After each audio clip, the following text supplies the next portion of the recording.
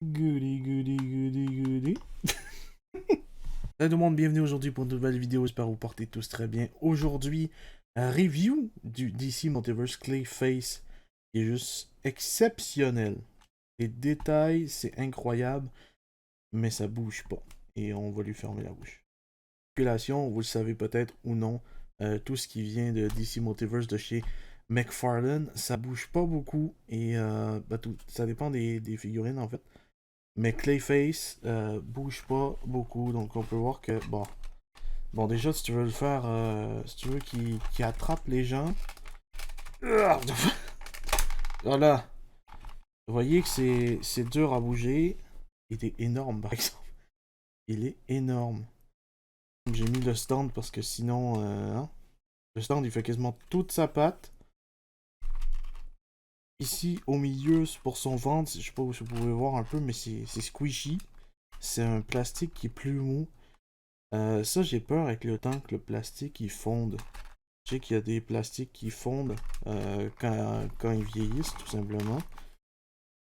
Et donc là, vous pouvez voir que ça bouge pas. Donc là, c'est... Il n'y a pas de double jointed elbow. Donc c'est juste un... Bah, ça bouge presque pas en vrai. Niveau des bras, niveau des mains, c'est... Niveau des mains, je sais pas pourquoi, mais c'est un peu... Je sais pas si on va le voir. Mais c'est bloqué par ça ici. Donc je sais pas s'il y a moyen de le bouger. Je sais pas. L'autre côté c'est pareil. C'est bloqué ici. Où est-ce que c'est censé en fait bouger. Donc je sais vraiment pas si c'est fait comme ça. De base, on sait que Todd McFarlane, à la base, il fait des statues. C'est pour ça qu'il y a un niveau incroyable de détails sur cette figurine-là.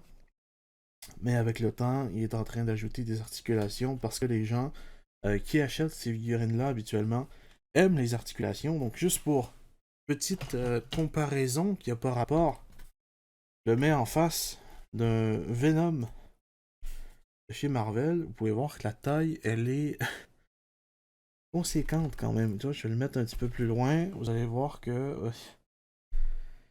c'est un gros bébé. Voilà. Et vraiment, ce qui fait cette figurine-là, c'est les détails. Vous pouvez peut-être voir ici, il y a des visages qui se créent. Sur le dessus, eh ben, il y a des pics.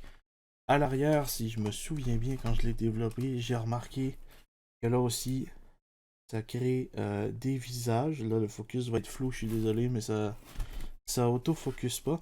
Et vous pouvez peut-être voir ici, là, juste là, il y a une main.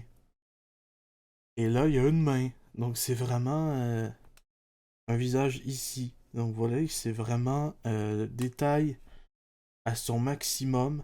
Il y a des traces d'orange un peu partout parce que, bon, c'est Clayface. Sinon, ça serait Cacaman. Mais bon, on peut pas se mentir que ça ressemble un peu à Cacaman aussi, mais c'est Gueule d'argile en français, Clayface en anglais. Si je devrais donner une note à cette figurine-là, je donnerais un petit 7 sur 10, je dirais, juste pour la beauté de la chose. Parce que ça bouge vraiment pas beaucoup. Il tient sur place malgré le stand. Je vais l'enlever, voir. Voilà.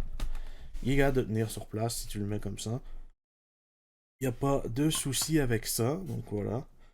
Donc c'est pas mal cool d'avoir Clayface dans la collection. Je vais le mettre probablement avec le Bane que j'attends de le recevoir de chez McFarlane aussi. Donc voilà. Visage un peu plus proche, c'est quand même assez génial et assez troublant en même temps.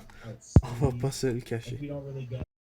Allez, pour les gens qui demanderaient un petit comparatif, voici Nightwing comparé à Clayface. Donc là, on a deux personnages de la même branche et tous les deux par McFarlane. Et donc voilà, c'est ce que ça donne. On voit un peu en face, voilà, on voit Clayface et surtout très gros comparé à Nightwing. Et donc voilà, j'espère que ça vous aura plu. Je vous dis à la prochaine pour une prochaine vidéo. Ben, ça va être tout simplement quand je vais recevoir ma prochaine figurine. L'important, c'est de collectionner et de pas s'endetter aussi. Donc ça, c'est important à retenir. Je sais qu'il y a plusieurs personnes qui passent tout leur argent là-dedans. moi-même compris, je me suis déjà mis dans la merde à cause d'une collection, donc il faut prendre du plaisir et pas s'endetter de fou.